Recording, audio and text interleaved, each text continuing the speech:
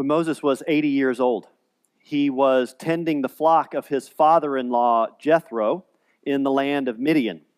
And as he was out tending the flock one day, he saw a bush that was burning, but it was not being consumed by the fire. As he approached the bush to see what was going on, the voice of God spoke to Moses from out of the bush and called Moses to go back to Egypt and deliver God's people Israel, who were being held in the bondage of slavery there, into a promised land where they could live and worship freely. Now, Moses, in the midst of this back and forth with God speaking to him from the burning bush, Moses was very reluctant. Moses didn't feel equipped, able, or confident at all in this call. And bottom line is, he really didn't want to do it. But God just kept pressing and pressing and pressing and saying, "You're the one who's been called to do this, and I need you to go." And so reluctantly, Moses agrees. Now, the way the story plays out, it tells us that Moses has just been commanded by God to go and free the people of Israel. So the call has come directly from God to go and do this. And you would think that Moses would immediately, upon the direct call of God, get up and go. But he didn't.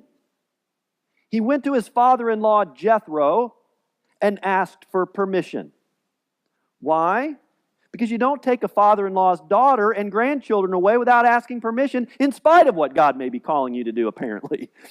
And so he goes to Jethro and says, "I've been called by God to go live into this mission." And Jethro says, "Go and go with my blessing." And so Moses takes his wife and their children, and they begin the journey back to Egypt. Now, as they're traveling, the Lord speaks to Moses' brother Aaron and tells Aaron to go and meet Moses on the way, because they're going to form a very important partnership. There's something going on with Moses' speech. We're not sure exactly what it is, but we know that he has a hard time communicating verbally. And so God is going to speak to Moses, and Moses is going to share that word with Aaron, and Aaron is going to share that word with the people of Israel. So they meet in the wilderness, they go to Egypt, and when they get to Egypt, they immediately call together all the elders of Israel. And they tell them that God has set forth a plan, and the plan is this. Moses and Aaron are going to go to Pharaoh, and they're going to ask for permission, really not ask. They're going to tell Pharaoh that God has called them to go into the wilderness and for 3 days worship God through a sacred and special festival. Now, really, the purpose of this is not for them to go and just worship God. It's for them to get a 3-day head start before Pharaoh realizes what is happening. Now, the people of Israel, they weren't at the burning bush. They're not quite convinced that God is all a part of this, and so they want some signs. And God saw this coming, so while God was speaking with Moses at the burning bush, God gave Moses 3 signs of power in case they doubted. The first, Moses took his staff, he threw it on the ground, it became a snake. Pretty impressive. But Pharaoh called in his own sorcerers and magicians, and guess what they did? The exact same thing.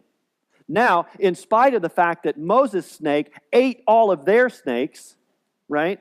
I know it's good stuff here. And then turned back into the staff.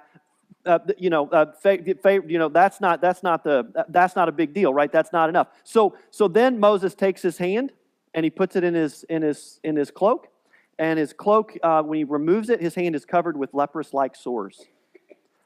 He puts it back in his cloak. He pulls it back out, and it's clean. Then as a final act, he goes, and this is a foreshadowing what's to come. He goes and he takes a cup of water from the Nile River, and when he gets that water, he brings it out before the people, and he pours it on the ground, and when it hits the dry ground, it becomes blood. Gross. But convincing. And so now the people believe that Moses has definitely been called by God, and so they give Moses their blessing to go and represent them before Pharaoh. And so they go to represent the people of Israel before Pharaoh, and they say to Pharaoh, "The Lord, the God of Israel, has commanded you to let the people of Israel go into the wilderness to be there for 3 days to worship God in a special festival." And Pharaoh says, "I don't know who this God is. I've never heard of this God. I don't believe in this God. And even if the God is real, it's your God and not my God. There's no way you're not going. You're staying here. It's not going to happen." And then As if the rejection wasn't enough, Pharaoh said, so apparently you've obviously got some free time because you think you can leave aside the work that I've commanded that you do. And remember, it was horrible, back-breaking labor. He told them, it looks like you've got some free time. You don't think you're working hard enough that you can take 3 days off to go have a festival to your God in the wilderness. I'll tell you what, I'm going to add to your workload because you're lazy, and I won't tolerate your laziness. So now the people of Israel have sent Moses and Aaron to go to Pharaoh to say, let us go for 3 days so that we can worship God. And the people let him do that. They go to Pharaoh, they come back, and they're like, hey, guess what? We get to stay and work overtime. Yay! No one was happy about this.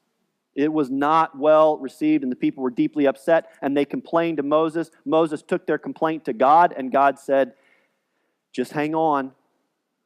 Just hang on. Don't worry. Just hang on. So Moses and Aaron, they go back to Pharaoh. And they say to Pharaoh, look, you've got to let the people go. They need to go into the wilderness, and they need to worship God for 3 days in this holy festival. This is actually the point where Moses takes his rod and throws it down, becomes a snake, and he eats all the other magician snakes. Got a little bit ahead a moment ago when I told you that part. This is where that actually happened. But again, Pharaoh was not impressed with it. Because the magicians did it, it didn't overwhelm him, and so he just told Moses and Aaron, forget it, I'm not going to do it, you guys go on your way. So they leave, and they come back the very next morning. And they say, the Lord, the God of Israel, has demanded that you let God's people Israel go out into the wilderness and worship for 3 days in a special festival to the Lord. And if you don't let them do this, there are going to be plagues that are going to come your way that you don't want any part of. Trust us, you need to let them go. Pharaoh says, I will not let them go. And at that denial, Moses takes his rod and he touches the water of the Nile River, and it becomes blood.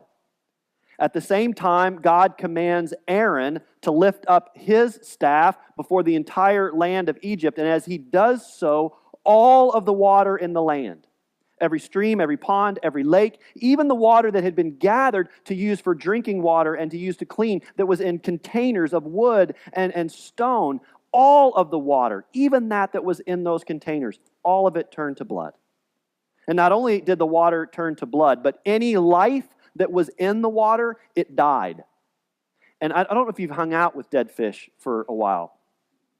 It begins to stink, and the stench is terrible, and the people were suffering greatly. But still, Pharaoh was not impressed because his magicians and sorcerers were able to do the same thing.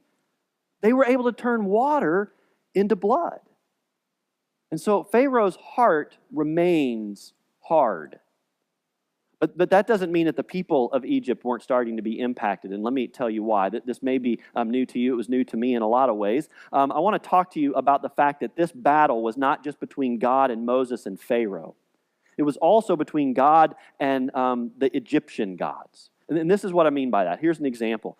This is Hapi. Hapi is the Egyptian god of the Nile. And the Egyptian people believed that Hapi was a great source of life and abundance. And Hapi controlled the floodwaters of the Nile. Hapi is what made that area fertile and things grow and the fish that were in the river. And all of that was attributed to Hapi. Hapi was a tremendous source of life. But in one strike of the staff and one lifting up of the staff, all of the water in the land was turned to blood, and all of the life that was credited to Hapi was struck dead by the God of the Israelites.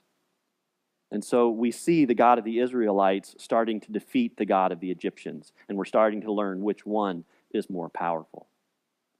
After 7 days, the water returned back to its original state.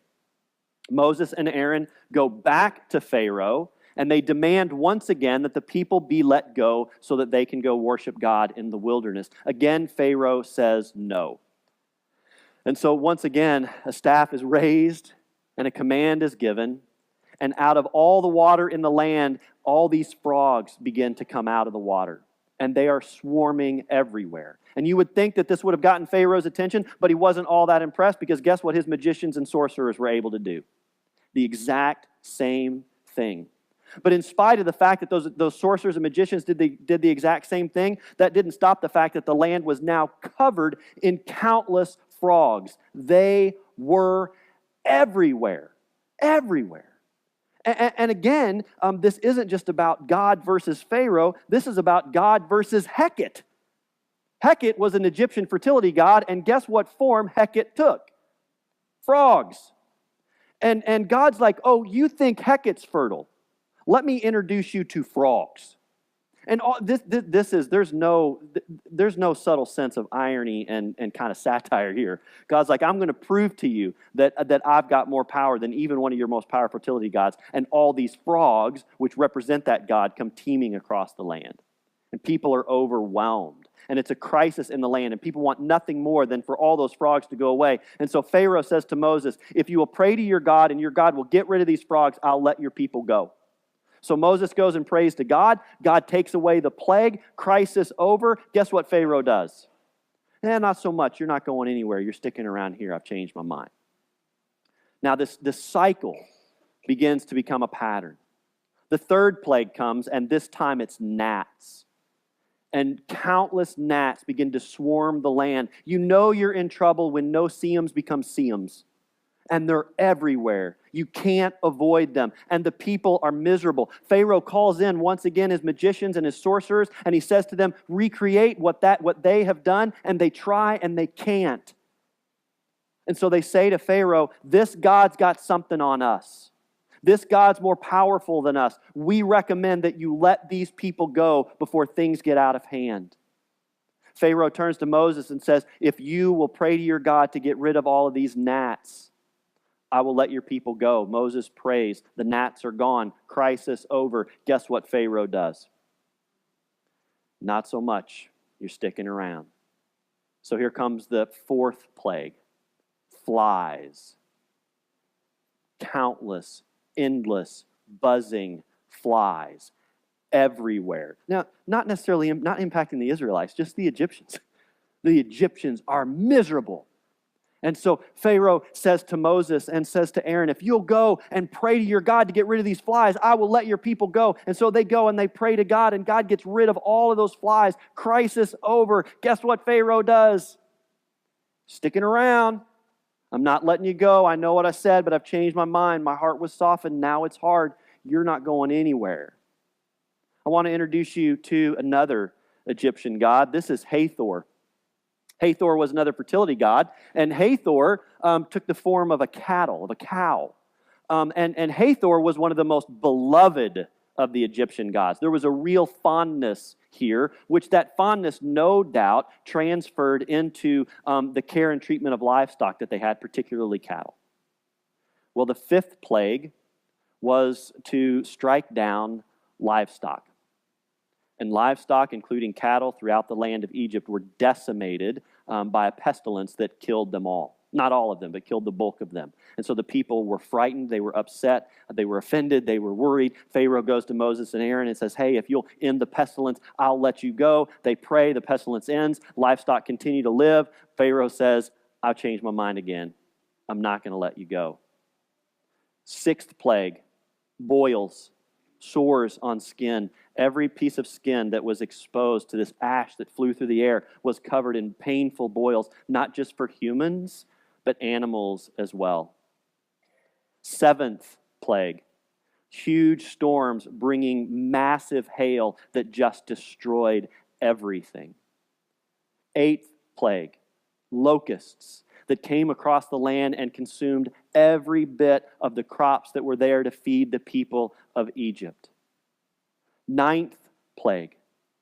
In the ninth plague, we have a final showdown between the God of Israel and what may be the most powerful God of the Egyptian people, and that's the sun god Ra.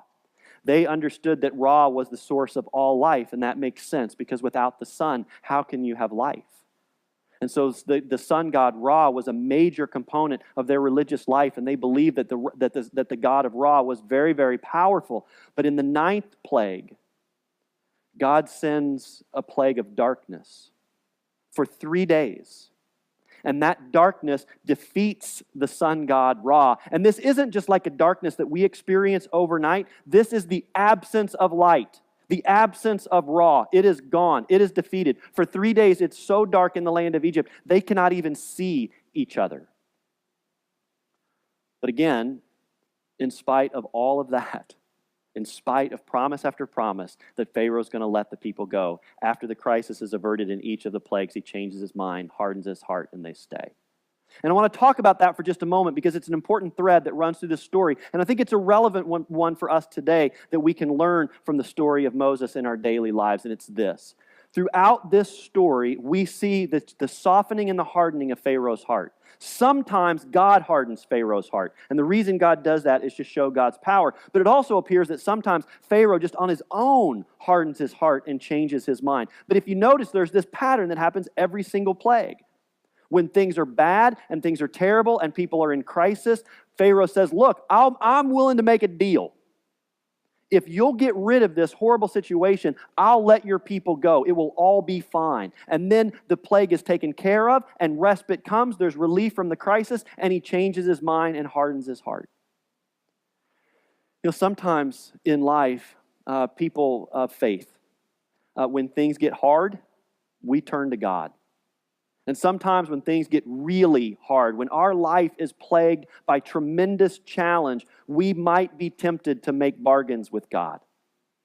If you'll do this, if you'll fix this, if you'll correct this or take this away or make this better, if you'll get me through this crisis and bring me relief, I promise that I'll go to church more. I promise that I'll give more. I promise that I'll study the Bible more. I promise that I'll be more faithful. If you just get me through this, oh God, I will do it. And then sometimes God gets us through that, and the crisis is over, and relief comes, and what happens? Our hearts get hard. Our hearts get hardened to the promises we made to God, and we start to turn away from them. And in the relief of the moment, we go back to where life was. There's a reminder here for us that we should turn to God in every moment, in every season, in every type of life that we're experiencing, not just in the difficult times, asking God to get us through, but in the good times as well. It's not good for us to harden our hearts toward God just because things are good. I want to tell you about the 10th plague. Spoiler alert here. This one works. The people are going to be freed after this one. Here's how it plays out. God tells the Israelite people that they're to find a perfect lamb, each family, and if the family doesn't have one, they join with another family. They're called to find a perfect lamb without blemish, and they're told to sacrifice that lamb. After they sacrifice the lamb, they're told to cook the lamb, and then they're told to eat it. And the people of Israel are told this is going to be your last meal in the land of Egypt. After they slaughtered the lamb, they were told to keep some blood of the lamb separate. And after they sacrificed the lamb and after they ate the lamb, they took the blood of that lamb and they spread it on the doorposts, on the side of all their doors, and on the lintel, what went across the door. So there's blood of the lamb across all the aspects of the door. At midnight that night, the Spirit of the Lord came through the land. And wherever there was a home with blood on the doorposts, the Spirit of God passed over that house. But wherever there was a house that had no blood on the doorpost, the Spirit of God entered that house and took the life of the firstborn child, whether it was male or female. Not only did the Spirit of the Lord enter the houses without the blood of the lamb on their doorpost and lintel, take the firstborn. The Spirit of God also took the firstborn livestock of every family. The next morning, when the Egyptians woke up, the grief in the land, it was overwhelming. The people were devastated, and it was in fact enough for Pharaoh to say, "Just get out." But I need for us to stop for just a moment and to not gloss over the hard part of this story.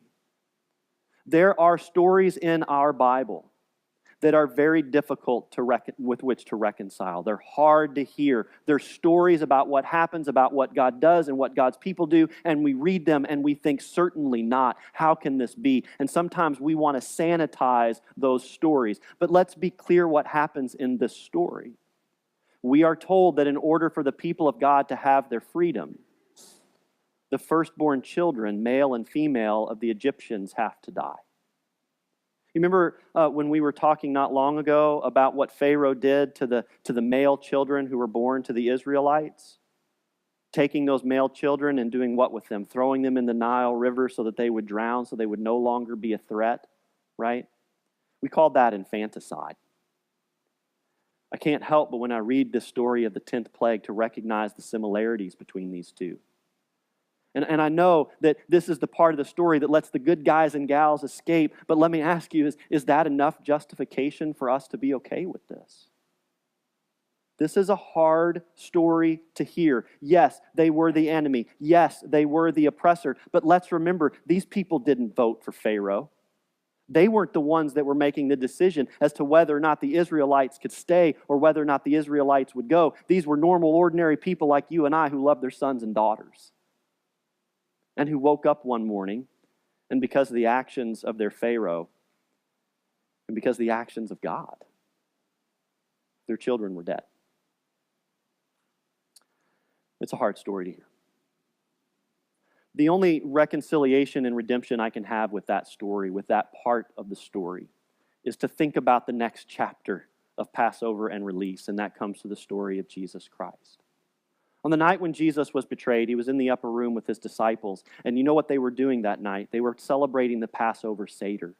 And during the Passover Seder, they talk about the Exodus, when God's people were released from their bondage of slavery in Egypt, and they began the journey toward the Promised Land. And remember why it's called a Passover, right? Because at the end of the story, the Spirit of God passes over their house. That 10th plague is a big part of that story. And so in the upper room, they've just gone through the whole story about the mighty acts of God and how God released the people of Israel and let them go into their freedom in the Promised Land. After all of that, right on the heels of it, Jesus, while those stories are still in their mind, most important story of their faith. These are Jewish people. This is the most important story of their faith. Jesus takes some bread and he picks it up and he blesses it and he breaks it. And he says to them, "This is my body broken for you." And then he takes a cup and he blesses it as well. And he gives it to them and he said, "This cup is a new covenant shed in my blood for the forgiveness of sin." Do you see what's happening here? Jesus is about to provide a new Passover where the spirit of death will pass over those who believe in Jesus Christ. And we will have eternal life. But Jesus is changing the narrative. Jesus is saying, my body broken, my blood shed, not the bodies of someone else, not the bodies of children, not the bodies of our enemies, not the body of anybody else. This is my body and my blood. There will be no life taken in this Passover. There will only be life given, life offered freely and of sacrifice. Do you see the story of Jesus now and how it begins to play out in the story of the Exodus and how important that it is? When John the Baptist sees Jesus walking toward him, this is what he says. "Here is the Lamb of God who takes away the sin of the world." Paul in 1 Corinthians writes, "For our Paschal Lamb Christ has been sacrificed." In 1 Peter, we read, "Through the precious blood of Christ, like that of a lamb without defect or blemish, we are forgiven." And then Jesus himself in the 4th chapter of Luke says, "The Spirit of the Lord is upon me because he has anointed me to bring good news to the poor. He has sent me to proclaim release to the captives and recovery of sight to the blind, to let the oppressed go free, to proclaim the year of the Lord's favor." This is the ultimate Exodus story.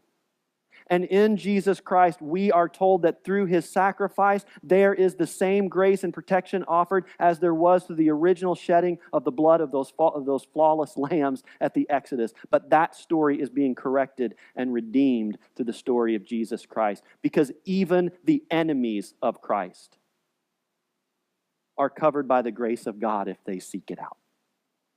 It's an offering of life, not a taking of life. It's a freeing of all those who are held in the bondage of sin. This last plague does indeed release the people of Israel. And they begin their journey in a big hurry to get away. And for a while, it seems to be going their way. But Pharaoh once again changes his mind. And he sends after them the largest army in the world at that time to capture them and bring them home. We're going to pick up with that part of the story next week. But as we approach this table today, let us approach it in the same spirit that Jesus spoke about when he approached it with his disciples. And what he was saying to them was this: when I free you from the bondage of the slavery of sin and into eternal life, it's not going to be done with plagues that destroy. It's not going to be done with darkness that causes fear. It's not going to be done through the death of even our worst enemy. It's going to be brought through hope and through life and through grace and through sacrifice. It's going to be a gift freely given to you out of God's love for you. There is no fear anymore. And yet the Passover that you're about to receive is to a life that not just begins now, but lasts forever. As we come to the table today, may we give thanks of not only the redemption that Christ offers this story, but the redemption that he offers each of us through it. Amen.